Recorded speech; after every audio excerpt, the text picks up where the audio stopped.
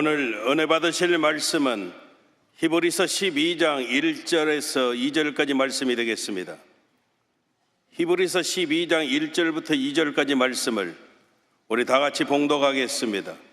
이러므로 우리에게 구름같이 둘러싼 허다한 증인들이 있으니 모든 무거운 것과 얽매이기 쉬운 죄를 벗어버리고 인내로서 우리 앞에 당한 경주를 하며 믿음의 주요 또 온전하게 하시는 이인 예수를 바라보자. 그는 그 앞에 있는 기쁨을 위하여 십자가를 참으사 부끄러움을 개의치 아니하시더니 하나님 보좌 우편에 앉으셨느니라. 아멘. 귀한 찬양을 감사드립니다. 새해 인사 나누겠습니다. 새해 하나님의 축복을 많이 받으시기 바랍니다.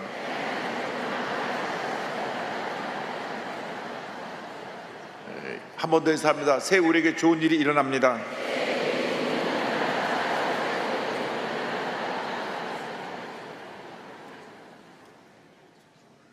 오늘 함께 봉독한 히브리서 12장 1절 2절 말씀을 가지고 예수님을 바라보자, 이 같은 제목으로 함께 은혜를 나누기 원합니다. 제목을 한번 따라해 주시기 바랍니다. 예수님을 바라보자. 예수님을 바라보자. 대망의 새해가 밝았습니다. 하나님께서 우리에게 2025년을 축복의 한 해로 선물로 주신 것입니다. 한 해를 살아가면서 우리는 위대한 하나님의 사람으로서 날마다 하나님의 주시는 큰 복을 누리며 살아가는 복된 인생이 되어야 하는 것입니다. 그 비결은 다른 것이 아닙니다. 예수님을 바라보는 데 있습니다. 우리 삶의 첫째도 예수님, 둘째도 예수님, 마지막도 예수님입니다. 모든 문제가 예수님을 바라보지 아니하고 사람을 바라보고 환경을 바라보고 문제를 바라보고 내 자신을 바라보고 과거를 바라보기 때문에 생겨나는 것입니다. 첫째도 예수님, 둘째도 예수님, 마지막도 예수님, 예수님 한 분만으로 만족합니다. 예수님께 초점을 맞추고 나아가면 위대한 역사가 일어나게 되는 것입니다. 예수님을 바라보기 위해서 우리 첫째로 모든 무거운 짐을 내려놓아야 되는 것입니다. 히브리서 12장 1절은 말씀합니다. 모든 무거운 것과 얽매이기 쉬운 죄를 벗어버리고, 우리를 짓누르고 있는 모든 무거운 짐을 내려놓아야 합니다. 믿음이 무엇입니까? 짐을 내려놓는 게 믿음입니다. 주님께 맡기는 것이 믿음입니다. 시편 55편 22절은 말씀합니다. 내 짐을 야훼께 맡기라. 그가 너를 붙드시고 의인의 요동함을 영원히 허락하지 아니하시리로다. 믿음은 맡기는 것입니다. 맡긴다는 말은 산 위에서 돌을 굴려내린다는 뜻이 있습니다. 제가 대학 다닐 때 지리산 노고단 정상까지 올라간 적이 있는데 약 1900m가 됩니다. 그런데 거기서 돌을 굴려내려 버리면 그 돌을 내려서 찾을 길이 없습니다. 그러니까 믿음이란 무엇이냐면 높은 산에서 돌을 굴려버리고 도저히 찾지 못하는 것처럼 완전히 주님께 맡기고 다 잊어버리는 것, 이제는 나와 아무런 상관이 없다고 그렇게 모든 염려 그저를 내 던져버리는 것이, 그것이 믿음입니다. 근데 우리 문제는 무엇입니까? 맡긴다 하면서 도로 다 붙들고 가는 것입니다. 주 앞에 나와서 주님, 제가 이것도 맡깁니다, 이것도 맡깁니다, 이것도 맡깁니다 다 내려놓고 난 다음에 돌아갈 때 주섬주섬 도로 다 싸가지고 다시 무거운 짐을 지고 갑니다. 그래서 찬송도 있어요. 무거운 짐을 나 홀로 지고 견디다 못해 쓰러질 때, 그러면서 또 무거운 짐을 지고 갑니다. 그런데 그 많은 무거운 짐 가운데 하나가 과거라고 하는 것입니다. 과거. 항상 과거에 대한 내 마음에 무거운 짐이 있습니다. 과거에 상처가 있습니다. 분노가 있습니다. 특별히 자라면서 부모님에게 상처를 받고 자란 젊은이들은 그 마음속에 응어러진 것이 있습니다. 나이 많은 사람들을 향한 분노가 있고 세상을 향한 분노가 있습니다. 여러분, 이거 내려놓지 않으면 평생 짐이 되는 것입니다. 젊은이든 젊은이가 아니든 내 마음속에는 과거의 짐을 내려놓아야 되는 것입니다. 믿음이라는 것은 내려놓는 것입니다. 주님께 맡기는 것입니다. 성경은 이전 것은 생각도 하지 말라고 그랬는데 자꾸 그게 생각이 나게 합니다. 그것은 성령의 역사가 아니라 마귀의 역사인 것입니다. 이사야 43장 18절은 말씀합니다.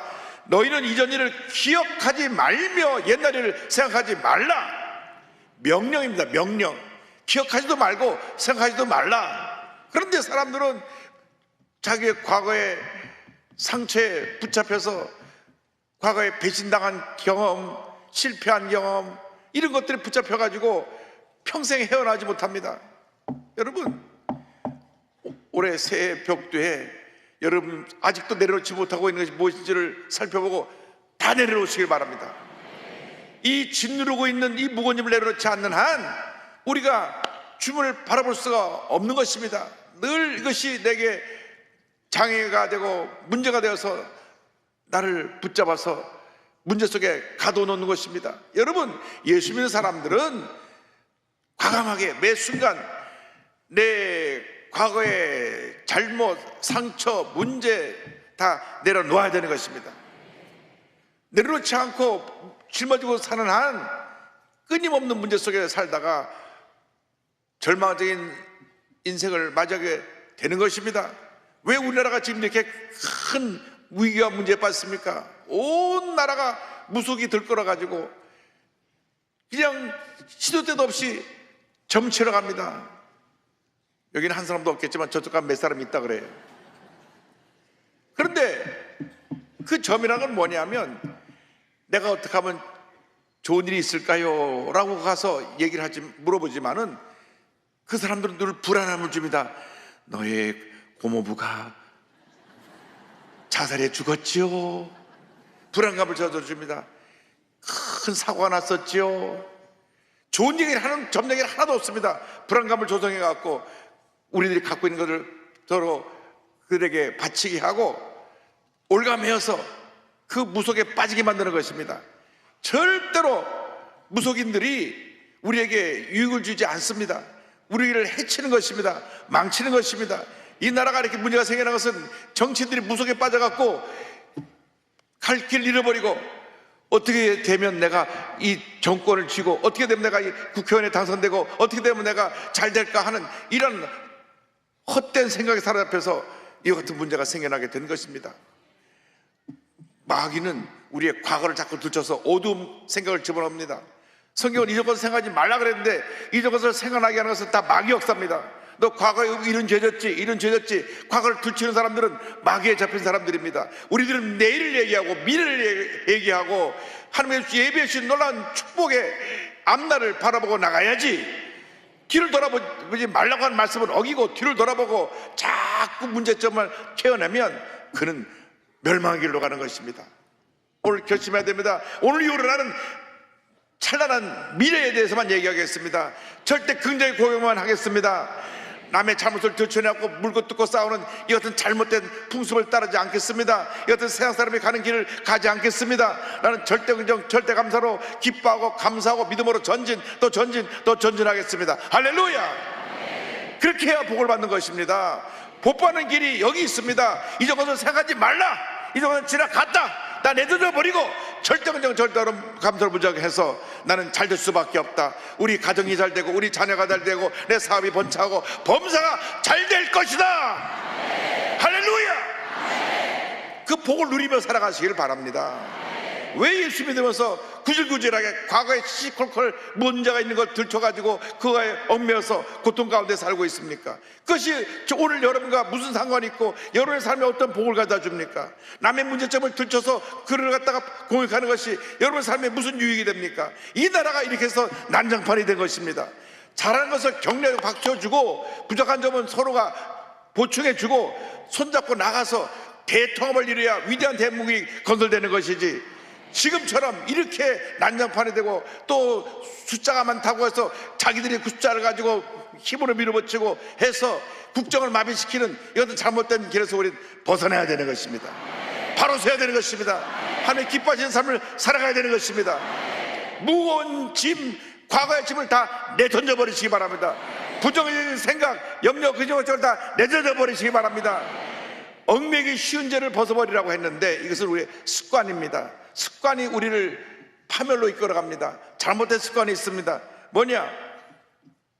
술을 먹으면 취할 때까지 먹는 습관. 이것이 가장 우리나라의 심각한 병입니다. 마약 중독, 도박 중독, 인터넷 게임 중독, 음란 중독, 온갖 중독이 있는데 이 알코올 중독은 서서히 우리를 파괴해갑니다. 매일같이 취해서 밤에 잠을 자면서도 자기가 중독에서 무너져 간다는 것을 모르고 있습니다. 마약은 금방 폐인되게 만들고 도박도 금방 재산을 탕진하게 만드는데 이 알코올 중독은 평생 그의 삶을 파괴시킵니다. 여러분, 중독은 다 잘못된 것입니다. 얽매기 신전을 벗어 버리라고 말씀했습니다. 여러분 삶의 모든 중독을 끊어버리시기 바랍니다. 도박 중독, 알코올 중독, 담배 중독도 끊어버려야 됩니다. 물론 이것이 우리가 천국 가는데 조건이 되지는 않습니다. 술을 먹는다고 해서 지옥 가는 것이 아니고 담배 피운다고 지옥 가는 것이 아니지만은 무슨 말인가 하니 하나님과의 관계 속에서 이것이 걸림돌이 된다고 하는 것입니다. 하나님께 가까이 나가지 못하게 만듭니다. 중독이라는 것이 우리 발목을 붙잡아 놓기 때문에 과감하게 끊어야 되는 것입니다. 술도 끊고 담배도 끊고 나를 중독에 붙잡고 있는 다 끊어버려야 됩니다. 도박도 끊고. 여러분, 이 도박이라는 것이 일확천금을 누리는 것인데 도박에서 돈 벌었다는 사람 한 사람도 없습니다. 한번 손 들어보라 그러세요. 다 망한 사람밖에 없습니다. 강원도 정선 땅에 그 탄광을 닫았다고 해서 카전을 만들어 갖고 그 많은 사람들이 가서 폐인이 되었습니다. 전 재산을 다 잃어버리고 고급 수녀까지가 다 맡겨놓고 거기서 거지가 되어서 노숙자가 되어서 그 근처를 빙빙 돌고 있습니다. 한때 기록을 보니까 1년 동안에 돈을 제일 많이 가서 잃어버린 사람 보니까 1년에 150억을 갖다가 도박해서 잃었어요. 그 150억을 갖다가 선한 일을 했다면 얼마나 좋았겠습니까? 도박 중독이 그를 망친 것입니다. 폐가 망신하게 만든 것입니다. 그러므로 우리가 무거운 짐과 얽매인 신뢰를 내던져 버려야 되는 것입니다. 예수님의 도우심을 간구해야 됩니다. 주님, 나를 불쌍히 여겨 주옵소서, 나를 도와주옵소서. 그래서 우리가 모든 문제와 어려움에서 과거의 절망에서 과거의 잘못된 습관에서 내던져 버리고 주님의 가운데 믿음으로 전제해 나가는 우리 모두가 되어야 할 것입니다. 예수님을 바라보기 위해서 첫째로 우리는 우리의 무거운 짐, 얽매인 신전을 벗어버리고 나가서 둘째로 인내로서 경주해 나가야 되는 것입니다. 12장 1절에 인내로서 우리 앞에 당한 경주를 하며. 우리 한국 사람들이 제일 잘 못하는 것이 인내하는 것입니다. 전 세계에 우리가 K-팝 또 K-푸드, K-문화 드라마를 갖다 다 펼쳐서 외국 사람 웬만한 사람들이 다 한국말 안녕하세요, 감사합니다라는 말을 잘하는데 그것보다도 외국에 나가 모르는 단어가 없이 다 아는 단어가 있습니다. 빨리빨리, 빨리빨리. 식당에만 가면 우리가 앉자마자 빨리빨리 주세요, 빨리빨리 주세요 하니까 그들이 다 알아듣습니다. 그래가지고 한국 사람만 오면 빨리빨리, 빨리빨리. 여러분, 이 빨리빨리 문화가 일을 급하게 빨리 하는 좋은 점도 있지만 그러나 기초가 약해지기 때문에 무너질 수 있는 위험이 있는 것입니다.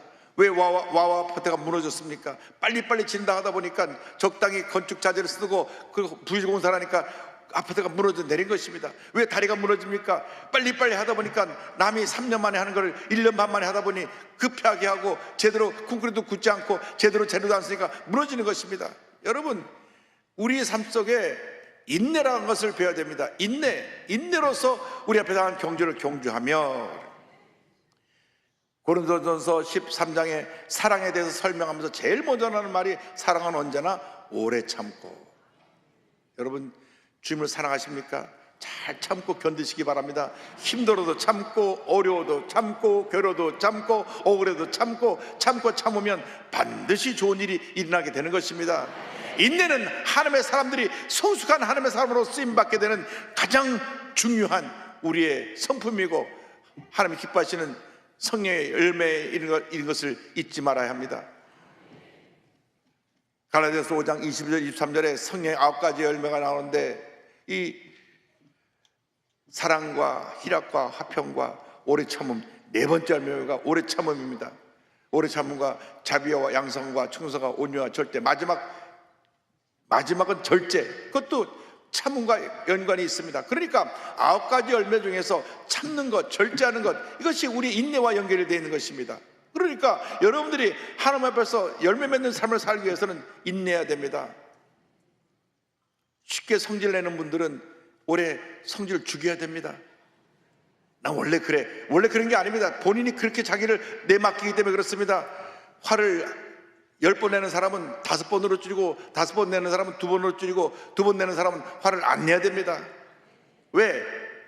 내 감정 표현이 많은 사람에게 상처를 주기 때문에 그렇습니다.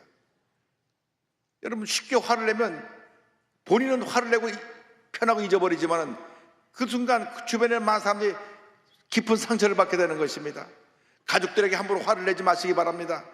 감정을 잘 다스려서, 그리고 그를 조용조용하게 알아듣게 얘기해야 되는데 성질을 부려서 소리 꽥 지르고 집어 던지고. 제가 오인터에서 교회 섬길 때 남편이 공사장에서 사이딩이라고 마지막 공사 마무리하는 작업을 하는 분이 있는데,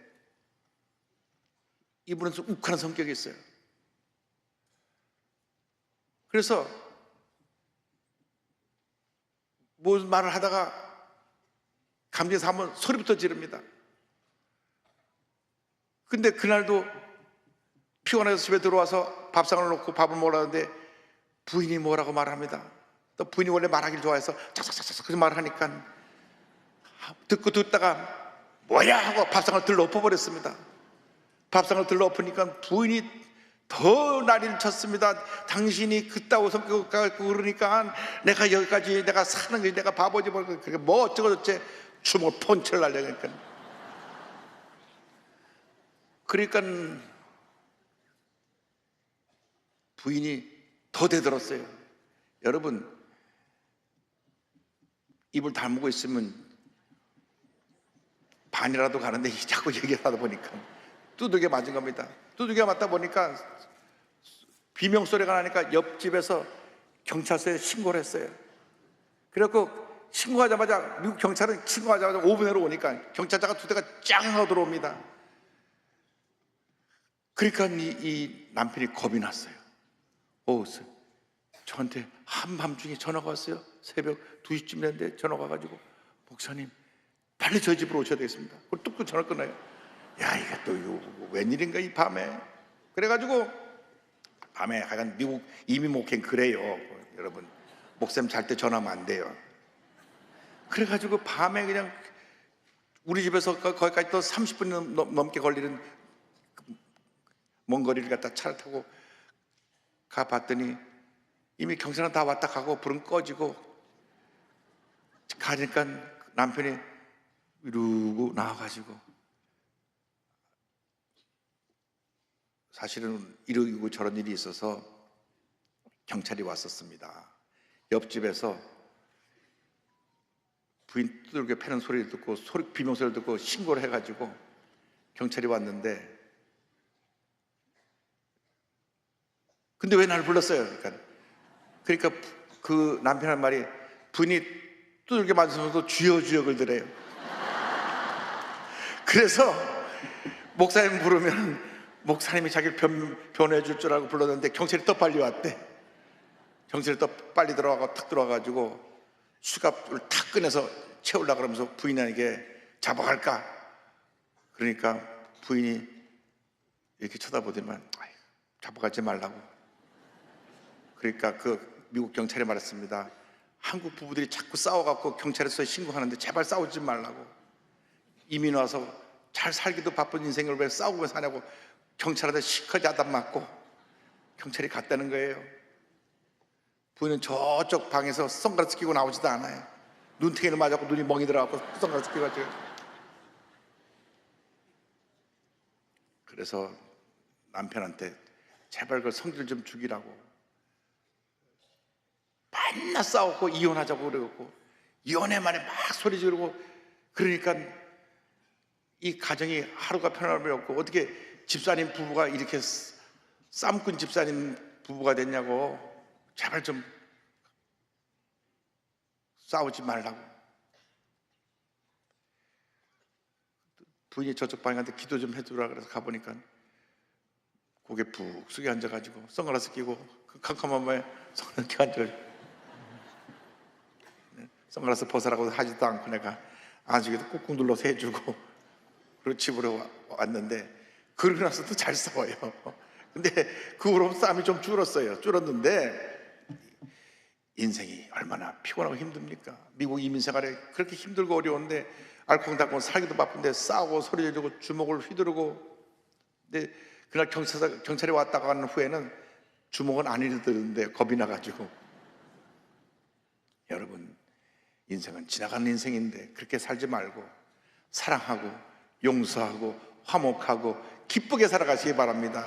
행복하게 살아가시기 바랍니다. 물고 뜯고 싸우지 마세요. 물고 뜯고 싸우는 건 막 역사입니다. 이 정치인들이 마귀한테 속아서 저렇게 싸우는 거예요. 다 회개해야 돼. 여당 다 회개해야 됩니다. 어느 한쪽이 잘한 것이 없어요. 다 회개해야 돼. 정말 하나님 앞에서 회개하고 바로 서야 됩니다. 그래야 이 나라가 바로 서는 것입니다. 힘을 가졌다고 가진 것이 아닙니다. 국민들이 얼마나 무서운 존재인데 함부로 힘을 쓰고 막 그랬다가 나중에 또 다 뒤엎어지는 그것이 역사 가운데 우리가 보고하는 것인데, 우리가 힘을 가진 사람일수록 더 겸손하고 더 섬기고, 그래서 하나님의 영광을 나타내는 우리 모두가 되어야 할 줄로 믿습니다. 염려하지 말고 걱정하지 말고 인내로서 경주하며 주님만 믿고 의지하고 바라보고 나가는 여러분 모두가 되기를 바랍니다. 주님께서 우리에게 말씀하십니다. 어떤 문제가 어려움이 다가도 염려하지 말고 두려워하지 말고 나만 믿고 의지하라. 이사야 41장 10절 말씀에 두려워하지 말라, 내가 너와 함께함이라. 놀라지 말라, 나는 내 하나님이 됨이라. 내가 너를 굳세게 하리라. 참으로 너를 도와주리라. 참으로 나의 의로운 오른손으로 너를 붙들리라. 그러므로 염려하지 말고 참고 견디며 이 말씀 붙잡고 전진해 나가시기 바랍니다. 모세가요 40년을 연단받았어요. 그래서 그 급한 성격이 40년에는 완전히 깨어져서 온순한 양처럼 되었습니다. 40살에는 내가 해갖고 나가서 사람을 쳐 죽인 살인자가 됐습니다. 왕자의 신분으로 자라가지고 하나 무서운 것이 있고 두려운 것이 없었어요. 그러니까 그냥 교만이 하늘 끝이 닿아가지고 자기가 이스라엘 백성을 구원한다고 스스로 나서서 주먹으로 사람을 쳐 죽이는 이러한 살인자의 모습으로 경로하는 사람이었는데, 40년째 나고 나면 양떼를 치면서 하나님이 양을 치는 목자로 그를 광야로 모셨어요. 40년 동안 양을 쳐보니까 양은 대드는 법이 없어요. 그냥 매. 양은 그냥 목자만 바라보고 본인이 이끌어가면 그곳에 와서 물 먹고, 이끌어가면 또 거기서 풀을 뜯어먹고. 얼마나 양들이 온순한지, 칼을 들여서 양털을 깎아도 가만히 있고, 목에대도 날 죽여주시오 가만히 있고. 진짜로요, 양 잡는 걸 보니까요 칼로 목을 딱 뱉는데도 매 하고 말더라고요. 소들은 안 가다가 막 도살장에 갈 때 버티고 난리치고. 그런데 양은 주인에게 대드는 법이 없어요. 그냥 온순하게 그저 주인이 이끄는 대로 사는 것이 양입니다. 그래서 40년 동안 양을 보면서 모세가 깨어진 겁니다. 내가 양처럼 살아야 되는데 내가 성질이 참 못나가지고 그렇게 격분하고 사람을 쳐 죽이고 살인자가 되었구나. 깨어지고 또 깨어져서 그 인내를 배웠을 때 하나님이 부르셔서 80세부터 120세까지 글을 쓰셨는데, 그러니까 40년 동안 깨뜨리신 이유는 뭐냐? 이 이스라엘 백성들이 보통 골치 아픈 친구들이 아니거든요. 40년 내내 불평을 하니까. 그러니까 그 불평 자를 데리고 40년 동안 모세가 이끌어갔다는 것은 정말 위대한 하나님의 종입니다. 그의 온유함이 세상의 모든 사람보다 뛰어나다고 그를 칭찬할 정도로 모세가 참고 또 참고 또 참고 또 참아서 위대한 하나님의 사람으로 이스라엘 백성을 가나안 입구까지 인도한 것입니다. 여러분, 하나님의 사람이 되려면, 리더가 되려면 인내를 배워야 됩니다. 인내. 성질내는 건 누구나 할 수 있어요. 성질내면 쉽죠. 그래서 꽥소리 지르면 그만이니까. 그러나 그 순간부터 사람과의 관계가 무너진다는 것을 알고 참고 또 참고 또 참아서 우리가 인내로서 모든 어려움을 이겨내고 승리하는 삶을 살아가기를 바랍니다. 요셉이 13년을 참습니다. 꿈을 꾸고 꿈을 얘기했다가 그냥 형들에게 미움을 받아갖고 노예로 팔려가고 억울하게 또 감옥에도 가고 13년 동안 참고 또 참고 또 참고 참았더니 하루아침에 탁 그를 높여줘서 애굽의 총리 되시게 만들어 주신 것입니다. 여러분, 올 한 해 인내를 배우시기 바랍니다. 한번 따라해 주시기 바랍니다. 인내하며 살겠습니다. 참고 견디며 살겠습니다. 그래서 우리가 인내를 통해서 세상을 얻고 사람을 얻는 복된 인생이 되기를 바랍니다. 그래서 우리의 목표인 예수를 바라보자. 예수님을 바라보는 인생을 살아야 됩니다. 12장 2절 다 같이 우리가 말씀을 다시 한번 봉독합니다. 믿음의 주요 또 온전하게 하시는 예수를 바라보자. 그는 그 앞에 있는 기쁨을 위하여 십자가를 참으사 부끄러움을 개의치 아니하시더니 하나님 보좌 우편에 앉으셨느니라. 아멘. 여기 보면 믿음의 주요 또 온전하게 하시는 이인 예수를 바라보자 이렇게 말씀했습니다. 믿음의 주라고 하는 것은 우리의 믿음을 만들어주시는 믿음의 기초가 되시는 분, 그리고 이 믿음을 완성시켜 주시는 분 예수님을 바라보자. 다시 말하면 우리의 믿음의 출발부터 마지막이 예수님이라고 하는 것입니다. 예수님께 시선을 딱 고정시키라고 말씀하고 있는 것입니다. 여러분, 예수님부터 눈을 띄어서 딴 데를 바라보는 순간 문제가 생겨납니다. 베드로가요 인류 역사 최초로 무리를 걸은 사람이 되었습니다. 예수님이 무리를 오라 하니까 예수님 말씀 듣고 가면 그냥 계속 갔을 텐데 풍랑을 바라보고 빠졌습니다. 이것이 우리에게 준 교훈이 있습니다.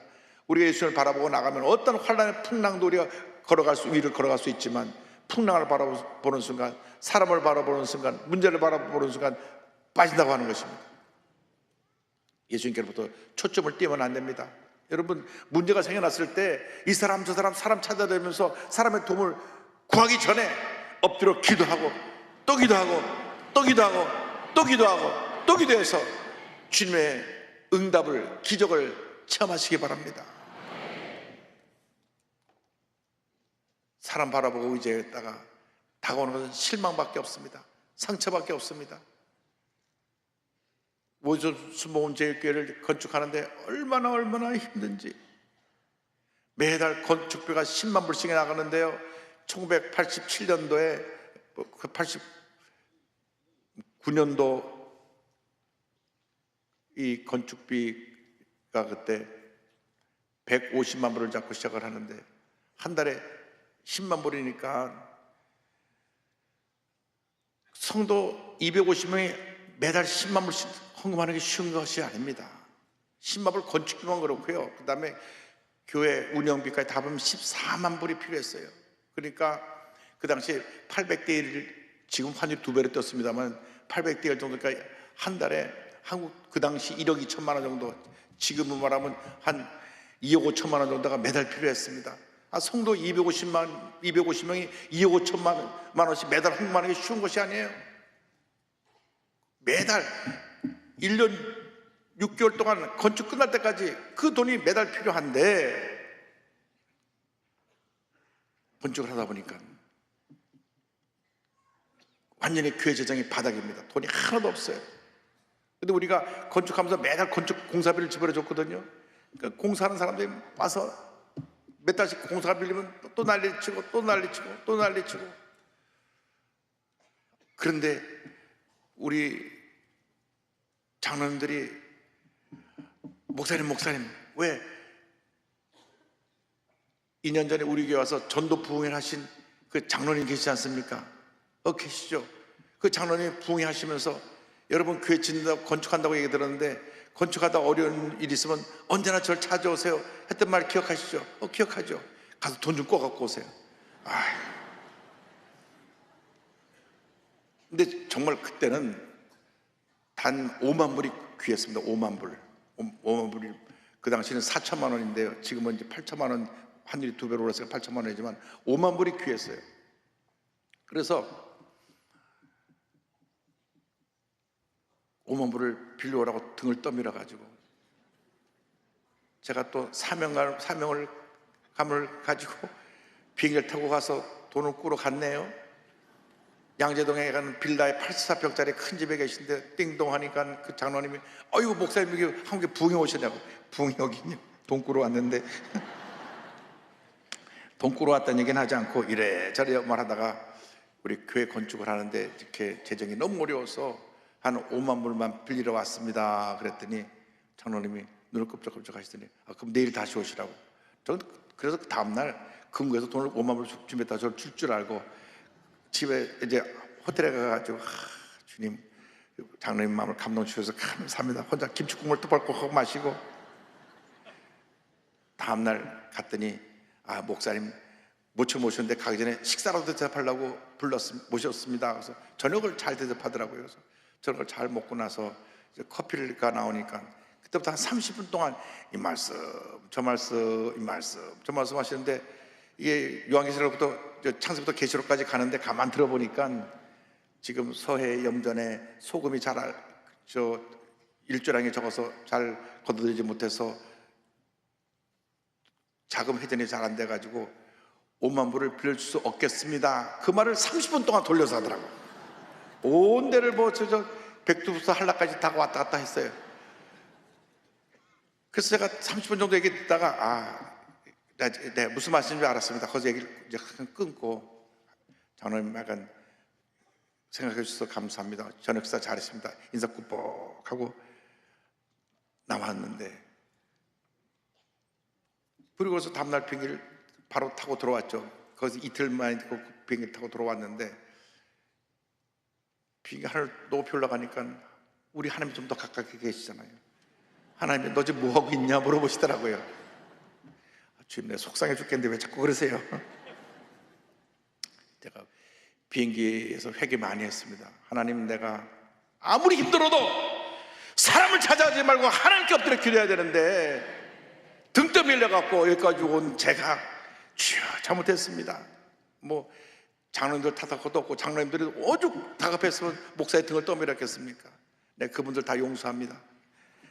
우리 교회 그런 장로님들 안 계시지만 그래서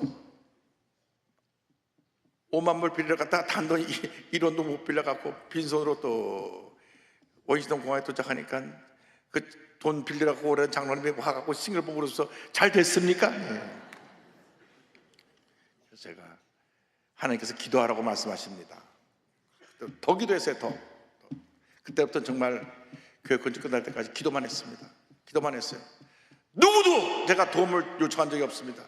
하나님께 기도하고 또 기도하고 또 기도하고 또 기도했더니 주님이 다 채워주셨습니다. 할렐루야.